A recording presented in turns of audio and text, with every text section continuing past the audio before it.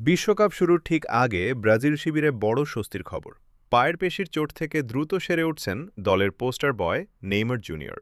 Brazil football confederation জানিয়েছে, সর্বশেষ scan রিপোর্টে তার চোটের অবস্থার ইতিবাচক উন্নতি দেখা গেছে।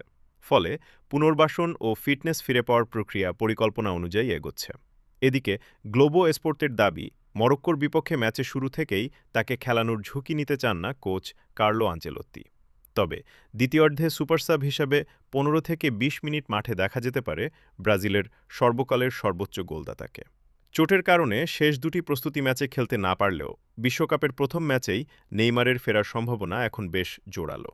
১৪ জুন মরক্কোর বিপক্ষে ম্যাচ দিয়ে শুরু হবে ব্রাজিলের বিশ্বকাপ অভিযান। হেক্সা জয়ের মিশনে নেইমারের প্রত্যাবর্তনের অপেক্ষায় পুরো সেলেসাও শিবির।